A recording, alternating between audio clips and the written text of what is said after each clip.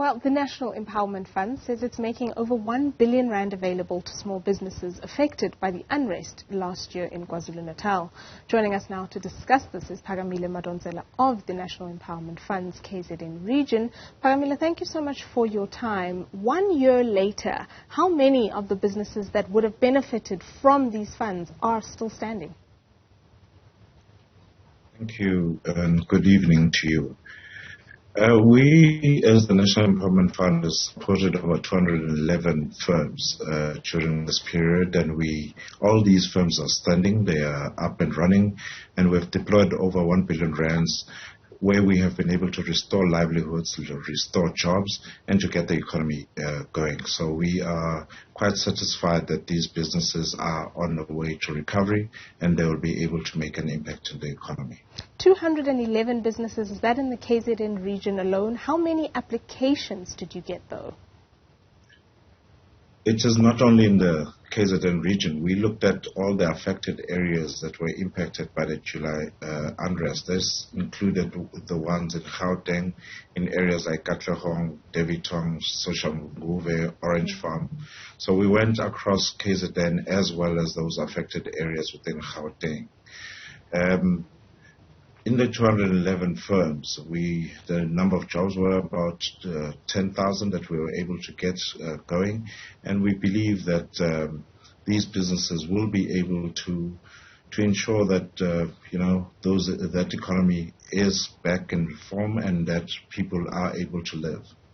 Many of these small businesses that you've helped through this funding probably only employ 1 to 10 people often times. But can you tell us a little bit more about the kind of industries that they were working in? Well, we cut across all the different sectors in the industry. Most of the businesses that we funded were within the retail sectors as well as the real estate in terms of buildings for shopping centers and the like.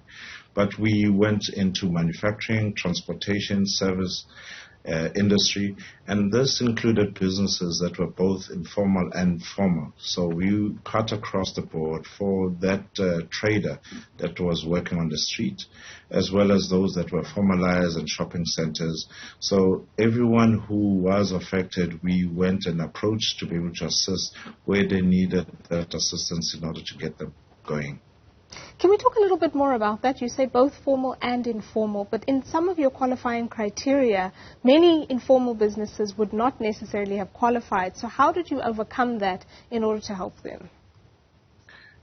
As our mandate as a National Empowerment Fund, ours is to be able to get these businesses into the formal economy. So where we found that the businesses were not necessarily registered or compliant with certain areas that we needed them to be, we assisted them through our pre-investment support to either train, to assist in terms of getting compliance with the relevant different governance structures, and ensuring that the money was then deployed to formalize businesses that had been empowered and given that assistance to be able to get into relevant compliance for mainstream economy. Is this something that you could see yourselves as the NEF doing more of? Because oftentimes the support that small businesses need is not just financial, as you say. In fact, the National Empowerment Fund provides both financial and non-financial support. So we do quite a lot in terms of assisting those businesses that may not necessarily be formalized and being able to access our funding. So we do not just reject you based on the fact that you were not compliant, but we have a specialized department, a pre-investment department, to be able to assist those businesses so that they can be able to also join the economy and to create the jobs that we desperately need in South Africa.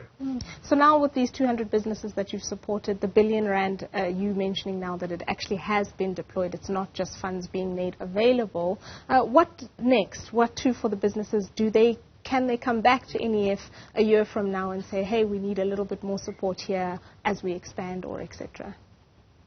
Indeed, we'd like to be able to assist these businesses that we have already approved financing for, and where they can be able to expand and create more jobs for the economy, we would gladly be able to accept them and to assist them. But not only those, other businesses that we may not have got through to, or startup businesses who are very keen to be able to get black participation happening within the economy. How much money are you making available for those types of businesses?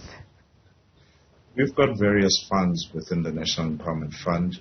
Currently, we have over 10 different funds, both internal and those that we have working with other stakeholders, both in the public sector and the private sector, and across the different sectors. So there's quite a bit of money, and we deploy on average about R1 billion into the economy on a yearly basis, and we're very keen for all those businesses to come forth.